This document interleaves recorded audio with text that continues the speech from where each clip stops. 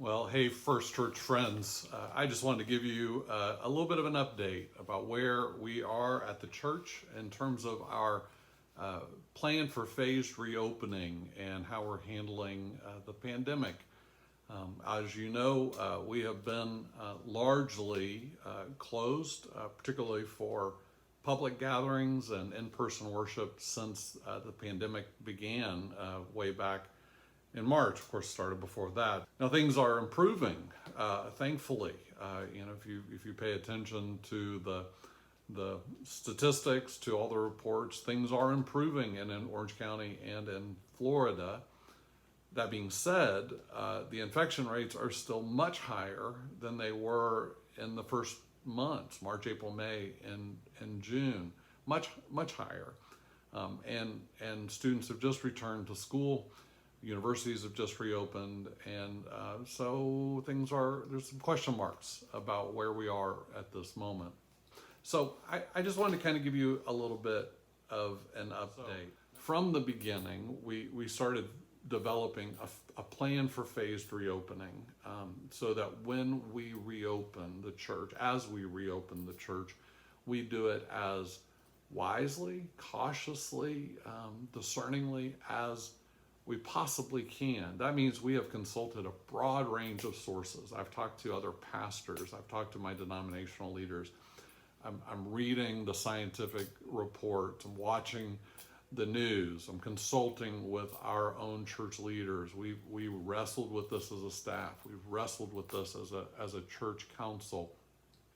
I've asked other churches, what are you learning? How are you approaching this? We're watching the infection rates. Know that it's not just Vance sitting in his office making these decisions. We have tried to do this as prayerfully, but also as rationally and as thoughtfully as we possibly can.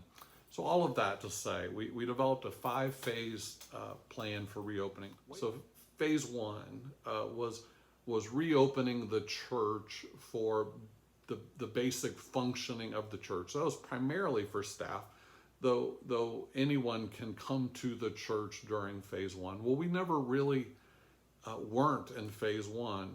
From the very beginning, some of us were here working in the church. Somewhere around June, I believe, we expanded to phase two, which is for groups of 10 or fewer. Now, of course, all of these phases are with social distancing. We check people's temperature as they arrive at the church. We ask them to maintain, the appropriate 6-foot distance. We're doing extra cleaning and sterilization. All of the things of social distancing. We've been asking that from the very beginning. So phase two, groups of 10 or fewer. Phase three is the reopening of our preschool. Preschool closed in March, has been closed since then, but has reopened in the last week. So phase four will be expanding activities at the church to include groups up to 30, which could include a larger children's activity, a larger youth activity, could include Sunday schools gatherings at the church. It could include larger music groups. It could include all kinds of things. What we're tentatively looking at is the possibility of let's get past where we are right now in the reopening of the schools and universities. We already know that there are hundreds of infections at the universities around the state. We already know that there's a lot of concern around the opening of public schools just in this last week.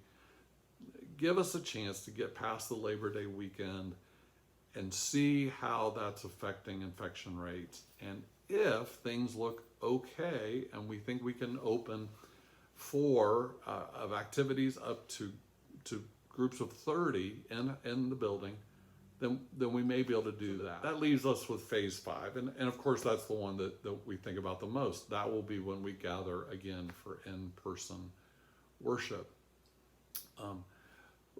I just want to say, I don't think there's anybody that wants that more than me or Pastor Emily or our music staff. Worship is our heartbeat. It's what we love. It's what we were trained to do as pastors. We want this. But what we also know is that large gatherings put people at risk. And so we are going to be very cautious about moving into phase 5. At this point, now I want to be really clear about this. At this point, we are approaching programming assuming that we are not ready yet for in-person worship. I know there are churches that are doing it, they've been doing it. I also know churches that aren't doing it yet. We also know that there have been churches where they have gathered for in-person worship and have had spreader events. It's because of church worship, people have gotten infected and large groups have become infected. We're being cautious. We're just being cautious. Here's what we know. If it's safe to do in-person worship, and when I say it's safe, I'm not talking about one person's opinion, I'm not talking about Vance's opinion, I'm talking about a breadth of evidence that it feels safe to do so, then we will. And we know how to do that. Fairly quickly we could open our doors and say, we're ready. Come on back for in-person worship. We want that. What's much harder is to replicate some of the things we do in ministry online or outdoors or in other settings or in other ways. That it's just harder and it takes more time. So we are approaching the fall through the end of the year, assuming the possibility is that the infection rates will increase and that we may not be able to gather in person. And so we are planning alternatives. We're not canceling anything. We're planning alternatives. If we can safely gather, we will. That's probably not nearly as definite as you would like to hear. There probably isn't as specific an answer as you would like to hear. Know that there is a breadth of opinion within our staff and our church leadership and our congregation about how we should be moving forward, what we should have done already. I understand that. Just want you to be in the loop. If you have any questions, send me an email, give me a call. If you're viewing this on social media, I would encourage you to share it so that others can see it. We want to get the word out.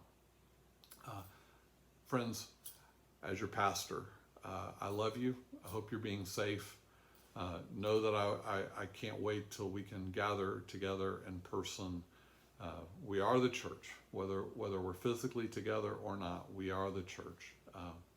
Be encouraged. Your church is here for you. God bless you all.